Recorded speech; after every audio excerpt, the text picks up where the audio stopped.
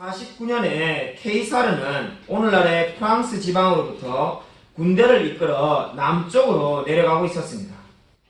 이 과정 속에서 케이사르는 루비콘이라는 강 앞에 이르게 됩니다.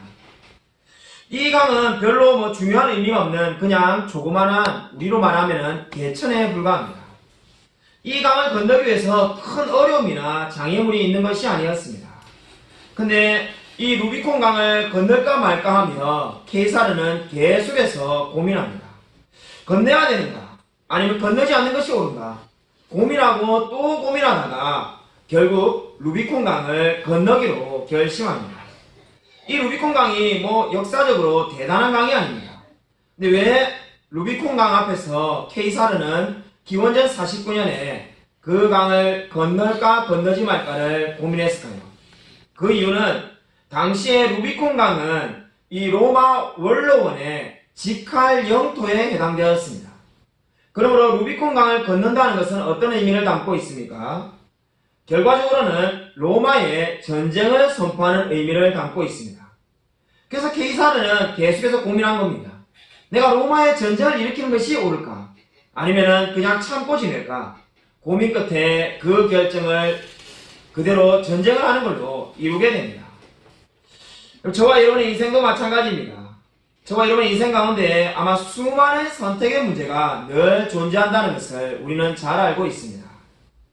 내가 앞으로 사업을 하는 것이 올바른 것인지, 아니면 직장을 계속 다녀야 되는지, 또는 이 사람하고 결혼해야 되는지, 결혼을 안 하는 것이 주님의 뜻인지, 늘 인생은 선택의 연속입니다. 다르게 말하면 우리는 늘 선택하는 기로에 놓여있게 됩니다. 여러분, 그때마다 어떠한 기준을 가지고 이 하나님의 인도하심을 받고자 합니까? 여러분, 똑같은 성경 말씀으로 지난주에 성화에 대해서 표대를 향하여라는 말씀으로 말씀을 전하였습니다. 여러분, 이번 주에는 이 말씀을 가지고 하나님의 인도하심을 받는 법이라는 말씀으로 여러분에게 말씀을 전하고자 합니다. 여러분, 오늘 말씀을 보시면은 잡으려고라는 13절 말씀에 주목하여 보십시오. 13절에 보면은 지금 바울은 어떻습니까? 12절에 자기가 온전히 이루었담도 아니기 때문에 그 온전히 이룸을 위하여 잡으려고 달려간다라고 말을 하고 있습니다. 여기서 잡으려고라는 단어는 사람이 내디딜 수 있는 만큼 힘껏 내디디면서 꼬린 지점을 향하여 달려간다는 뜻을 담고 있습니다. 마치 100m 달리가는 사람이 힘을 다하여 조금이라도 팔을 한 움큼이라도 더 내미는 것이 어떻습니까? 먼저 도달하기 때문에 어떻게 하든지 그렇게 하려고 하는 모습이 바로 이 잡으려고라는 단어의 의미라고 말할 수가 있겠습니다.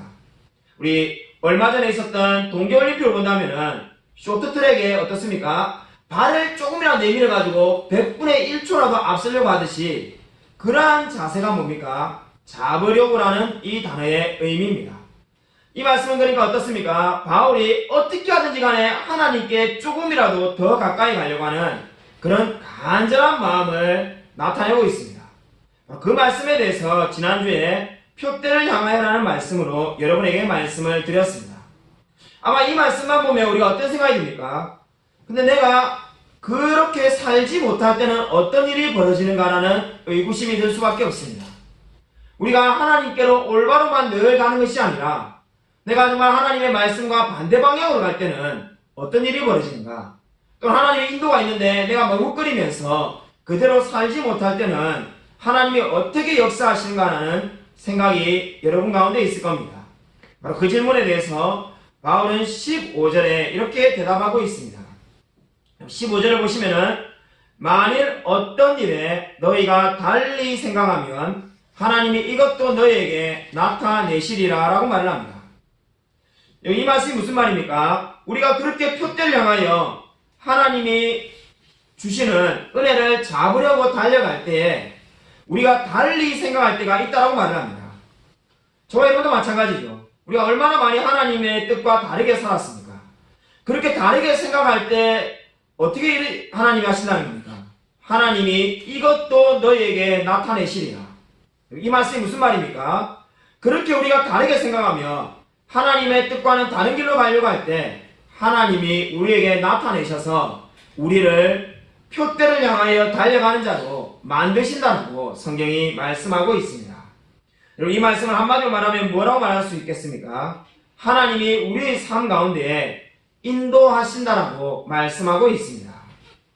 여러분, 우리 시대에 안타깝게도 하나님의 인도하심은 거의 대부분이 신비주의자들이 이야기하고 있습니다.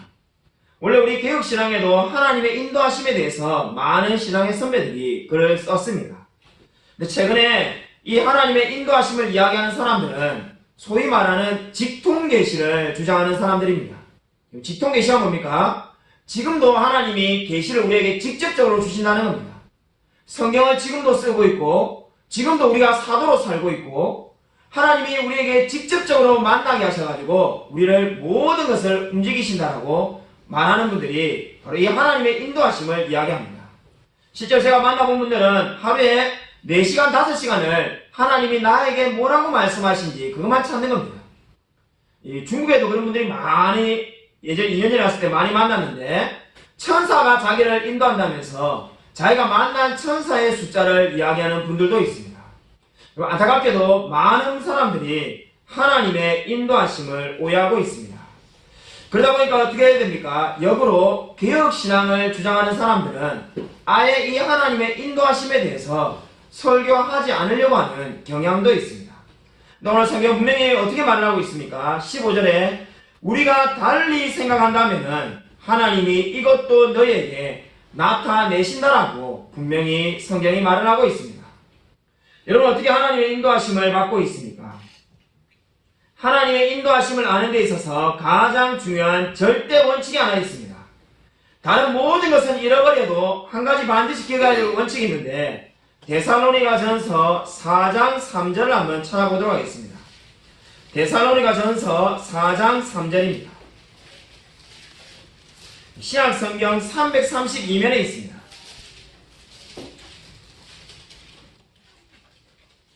신약성경 332쪽 데살로니가전서 4장 3절입니다. 데살로니가전서 4장 3절 신약성경 332면에 있습니다. 다 찾으시려고 같이 한 목소리로 읽겠습니다. 네, 시작. 하나님의 뜻은 이것이니 너희의 거룩함이라 곧 음란을 버리고. 우리 뒤에도 많은 말씀이 있습니다만은 여러분 이 말씀을 기억하십시오. 하나님의 뜻은 이것이니 너희의 거룩함이라. 이 말씀은 결국 무엇을 의미합니까? 저와 여러분이 죄를 짓도록 하나님께서 인도하는 인도하심이라는 것은 단연코 절대로 없다는 겁니다. 그러니까 우리가 십계명에 있는 예를 들면 그 십계명을 거역하도록 만드는 그러한 하나님의 인도하심은 없습니다. 다른 사람을 예를 들면 강간하고 성폭행하고 내가 다른 사람이 있는 물건을 훔치도록 하나님이 인도하신 그러한 인도는 절대로 없다는 겁니다. 우리가 죄를 짓고 난 다음에 하나님이 인도해서 죄를 지었다고 말하는 것은 그 사람이 한 번 죄를 지은 걸로 끝나는 것이 아니라 하나님을 망령되게 하는 또 다른 죄를 짓는 것에 불과한 겁니다. 성경이 분명히 뭐라고 말하고 있습니까? 하나님의 뜻은 이것이니 너희의 거룩함이라. 하나님이 저와 여러분을 인도하시는데 거룩하도록 인도하신다는 겁니다. 여러분 이 진리를 반드시 기억하십시오. 하나님의 인도함에서 있어서 절대 원칙은 우리를 죄짓도록 만드는 하나님의 인도라는 것은 절대로 없다는 겁니다. 그러면 여러분이 어떤 문제를 가만히 묵상할 때 하나님이 이것을 인도하는지 안 인도하는지는 우리를 죄를 짓도록 하는지 아닌지를 먼저 살펴보면 됩니다. 여러분 이 절대 원칙을 이해하는 것은 그리 어렵지가 않습니다. 여러분 그런데 우리 삶 속에서 어떻습니까? 이러한 죄 짓는 일이 아니지만은 우리가 무엇을 해야 될지 결정하기가 어려운 경우가 너무나 많이 있습니다. 그때마다 우리가 하나님의 인도하심을 구체적으로 받는 방법이 뭐가 있을까요? 우리 창세기 30장 25절을 한번 찾아보시기 바랍니다. 창세기 30장 25절입니다. 창세기 30장 25절을 한번 찾아보시기 바랍니다. 창세기 30장 25절은 야곱의 이야기입니다. 구약성경 44면에 있습니다.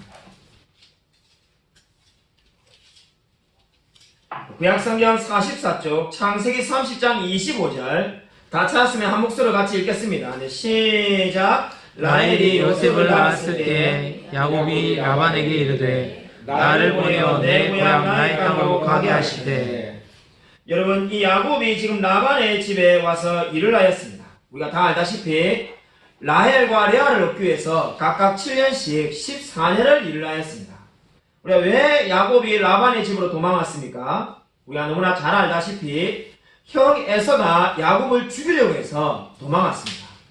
여러분, 그런데 야곱이 인간적으로 볼 때 형 에서를 만나고 싶은 마음이 있겠습니까? 없겠습니까? 당연히 없을 수밖에 없지 않겠습니까?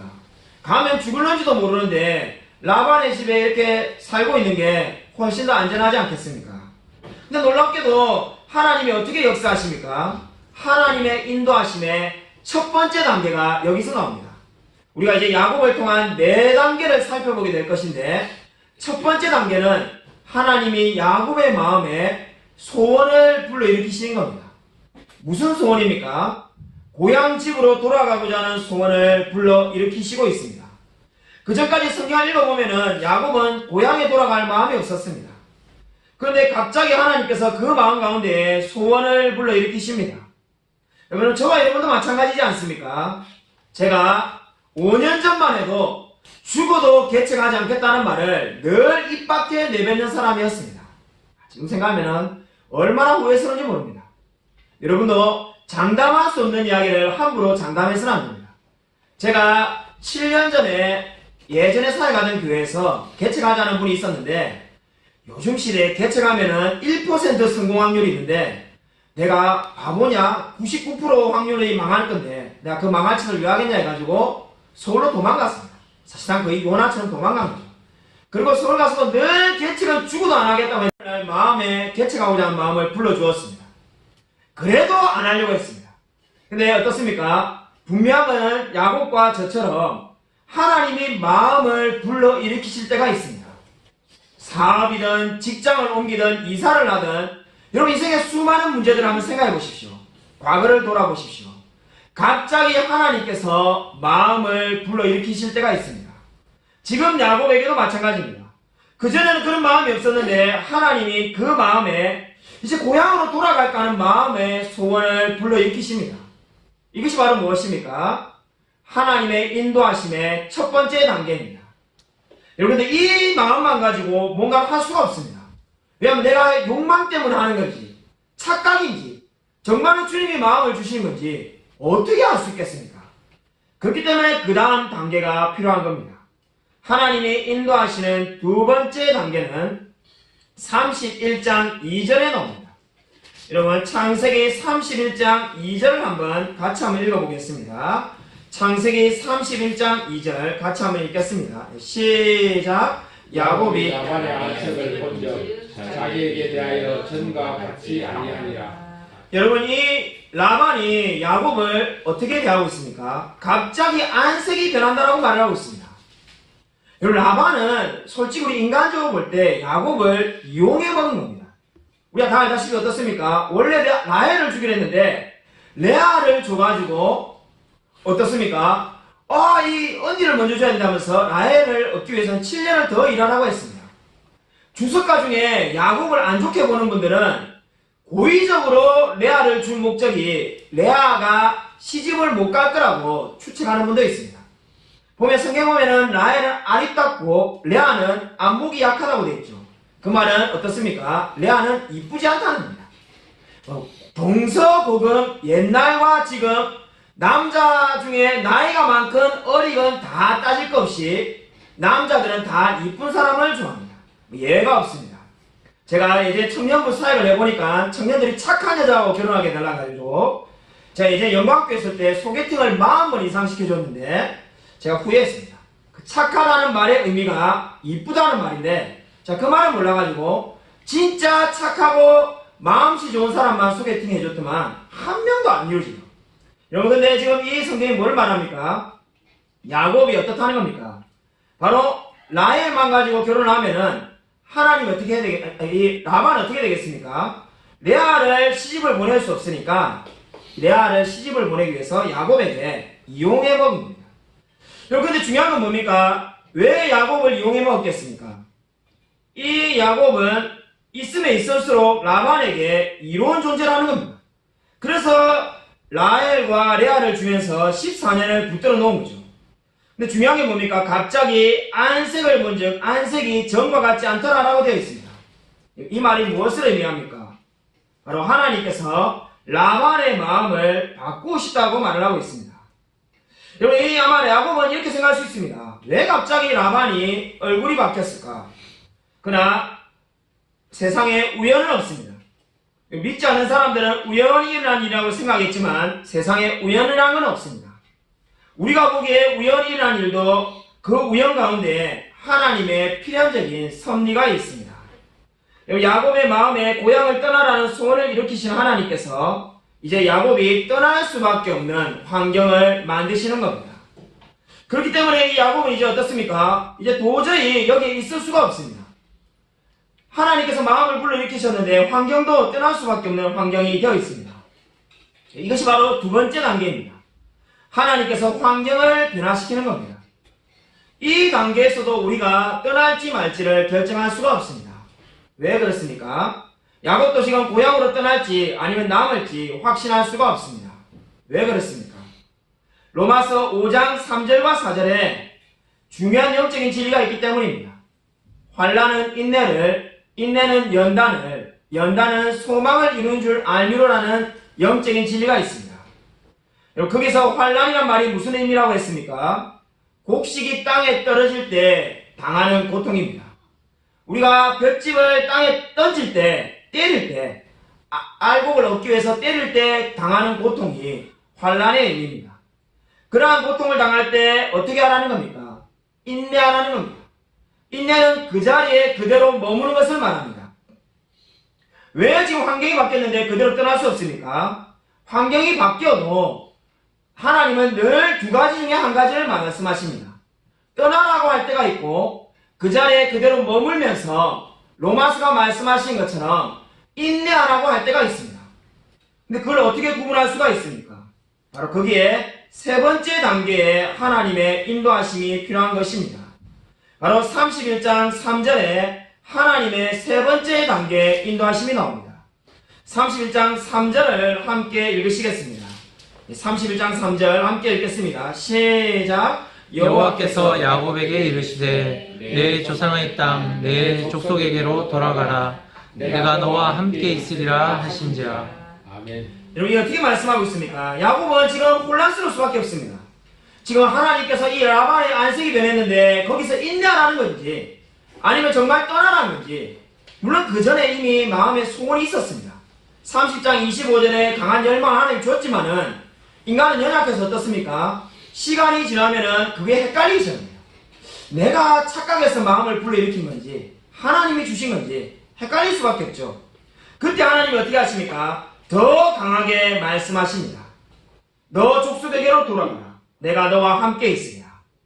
이제 야곱은 더 이상 머물 이유가 없습니다. 이제 하나님께서 야곱이 떠나기를 원해서 환경을 바꾸셨다는 것을 확신할 수가 있습니다.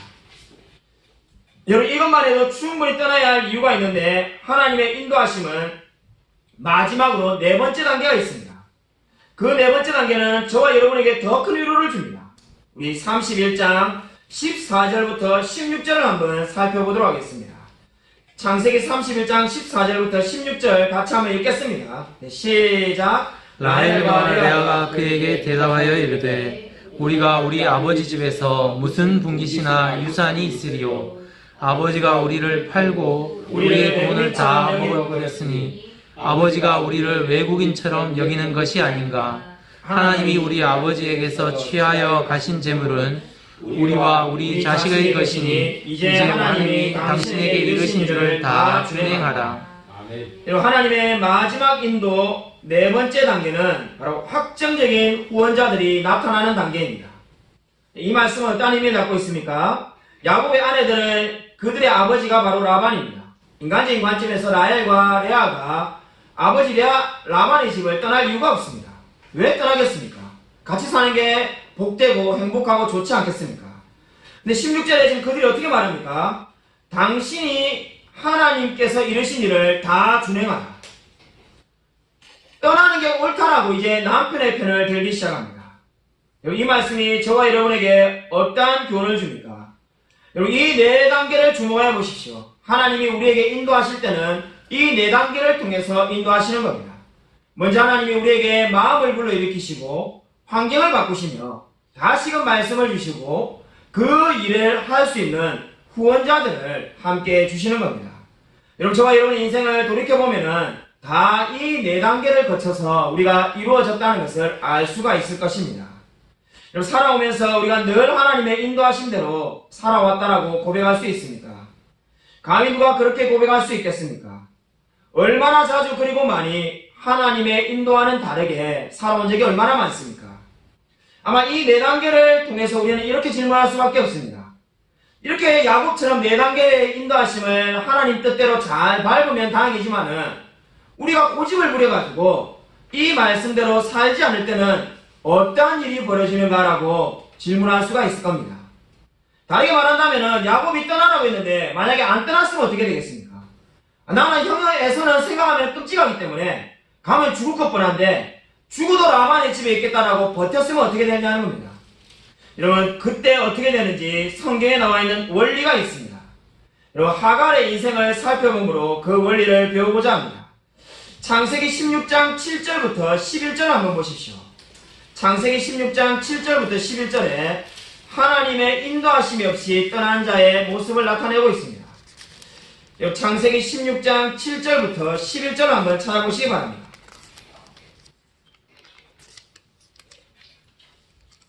창세기 16장 7절부터 11절까지 제가 이제 성도님들이 한 절 교독하도록 하겠습니다.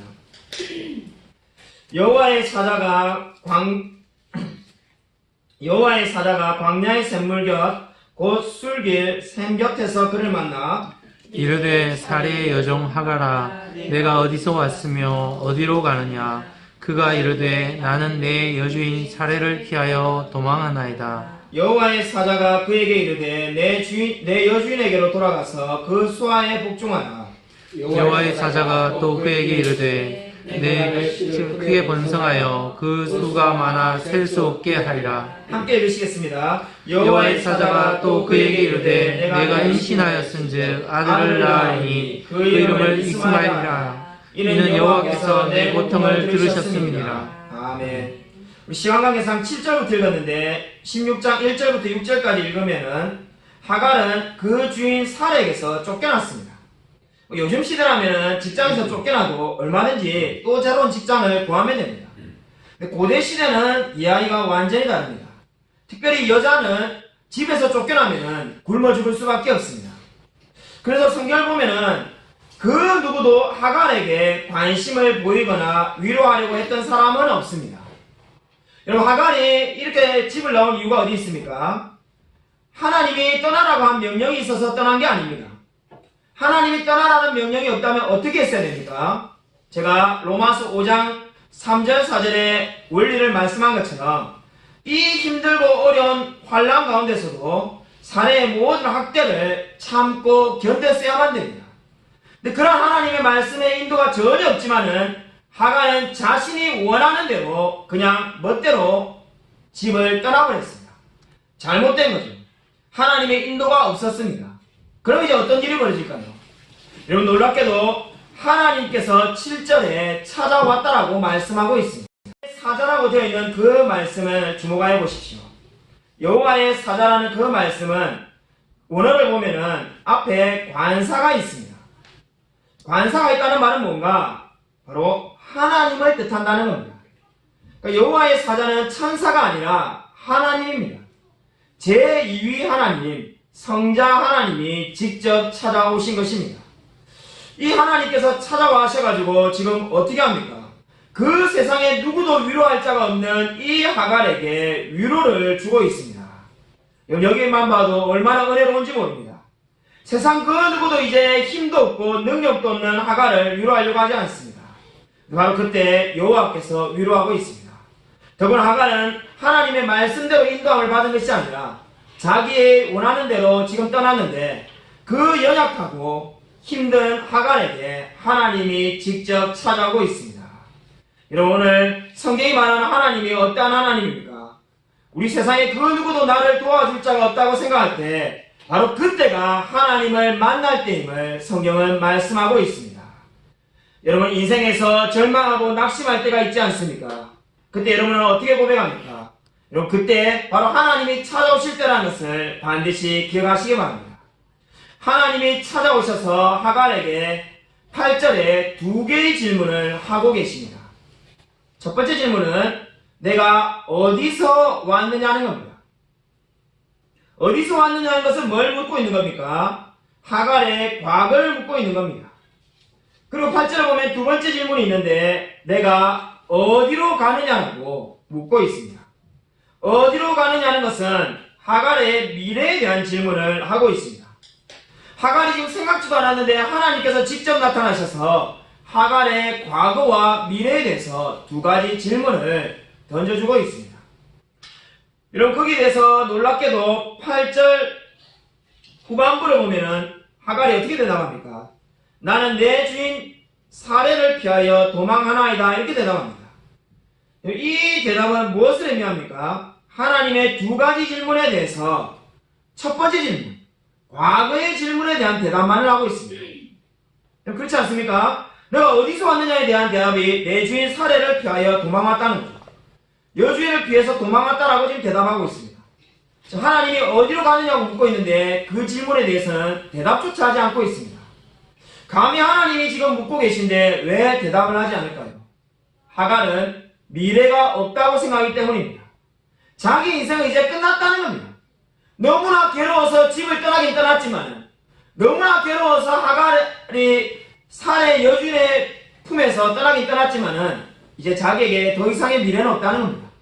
그래서 하나님이 묻지만은 대답조차 할 수가 없습니다. 여기서 우리에게 또 주는 중요한 영적인 교훈이 무엇입니까? 하나님의 말씀에 비추어 볼 때 우리의 영적인 상태를 알 수가 있습니다. 여러분 지금 하갈이 마음이 어떠한지를 하나님의 말씀의 질문은 두 가지를 비추어 볼 때 그 마음이 다 드러날 수밖에 없었습니다. 여러분 내 미래가 어디에 있느냐? 바로 너가 어디로 가느냐고 질문할 때 하갈은 감히 대답조차 할 수가 없었습니다.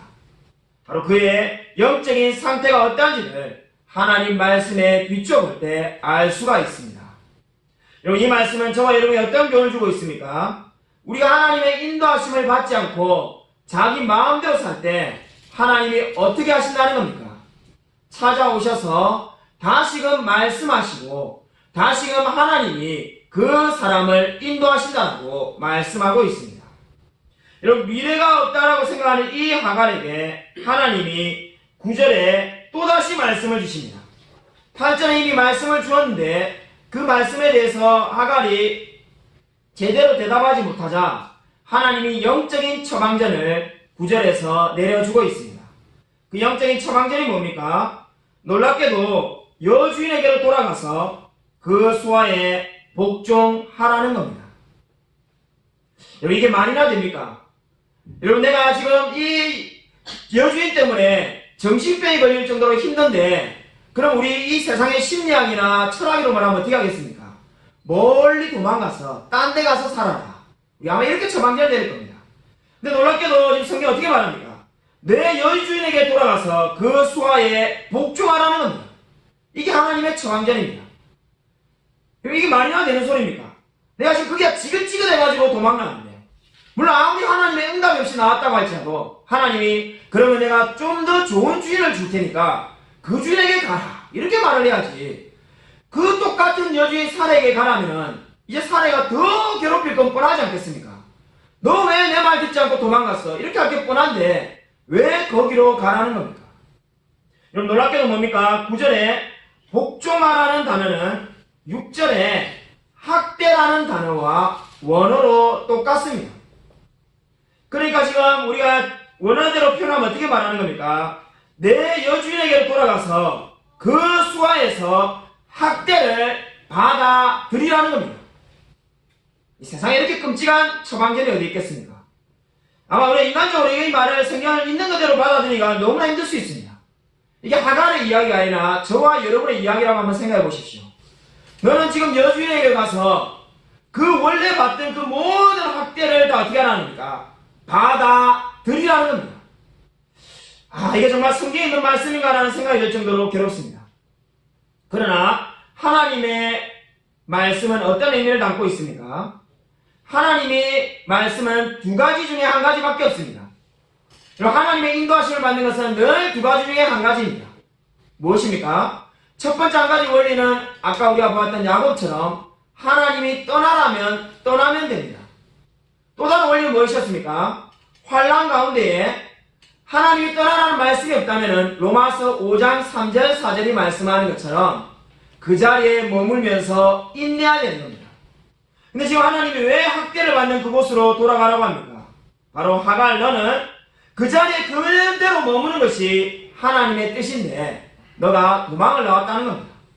그러니까 그대로 다시 돌아가라는 겁니다.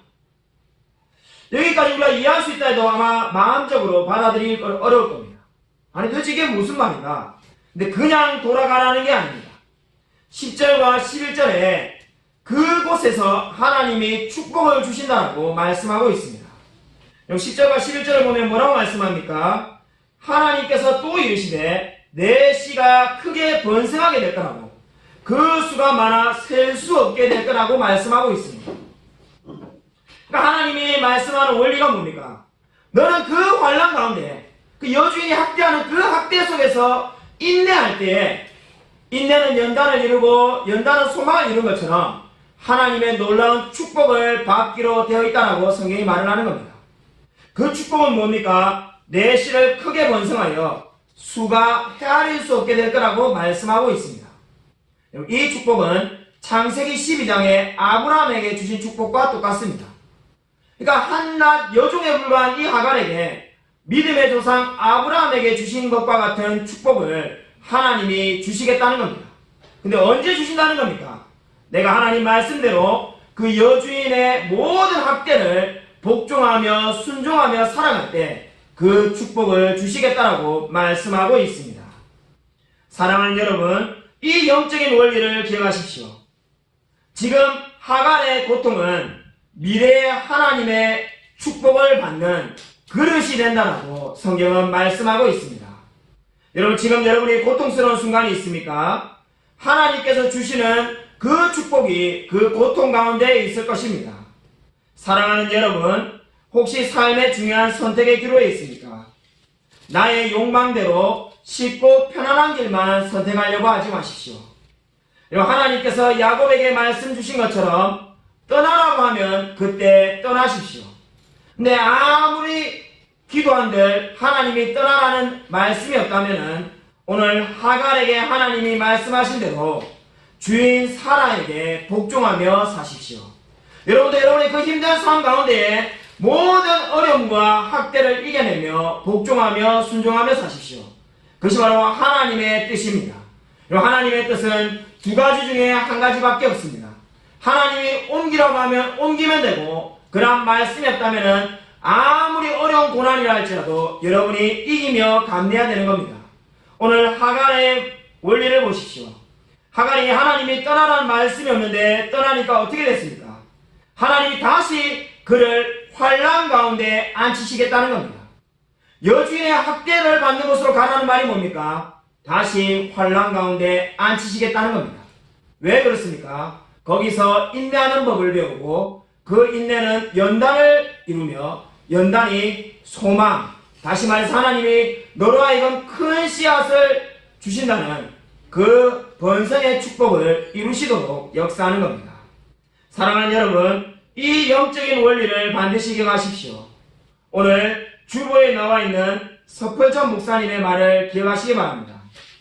주께서 우리에게 주신 길이 평탄하든 거칠든 그 길이 최선의 길이라는 것만을 기억해달라는 스펄전 목사님의 고백을 기억하시기 바랍니다. 지금 우리가 가는 길이 평탄한지 거친지 그것이 중요한 게 아닙니다. 바로 그 길이 주님이 가라는 길인지 아닌지를 아는 것이 훨씬 더 중요합니다. 여러분, 삶이 힘들더라도 결코 불평하지 마십시오. 불평한 것은 우리가 보기에 나의 선택을 불평하는 것처럼 보입니다. 내가 잘못 선택해서 이러한 잘못된 직장을 다니고 있구나. 내가 잘못 선택해서 이곳에 살고 있구나. 내가 잘못해서 이러한 사람들을 만났구나. 우린 늘 이렇게 생각합니다. 그러나 우리가 끊임없이 불평하는 그 불평은 실제로는 하나님의 인도하심에 대해서 불평하는 것입니다. 왜냐하면 하나님이 모든 우리의 삶을 섭리하시고 인도하시기 때문입니다. 그렇기 때문에 불평하는 것은 그 자체로 죄입니다. 성경 그 어디에도 불평해도 괜찮다는 말은 단 한 군데도 나와 있지 않습니다. 염려하는 그 자체로 죄입니다.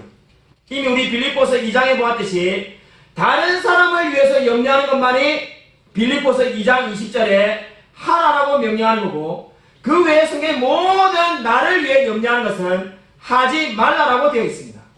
그렇기 때문에 저와 여러분이 나를 위해서 염려하고 있다면 그 자체로 이미 죄입니다.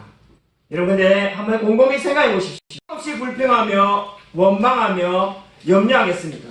내가 잘못된 길로 다가왔다라고 생각하기 때문입니다. 그러나 하나님께서 우리에게 반드시 올바른 길로 인도하신다는 것을 믿고 의지하십시오. 아무쪼록 늘 주님 안에서 하나님의 인도하심을 따라 늘 감사하며 살아가는 저와 우리 모든 성도님이 되시기를 주님의 이름으로 간절히 축원드립니다.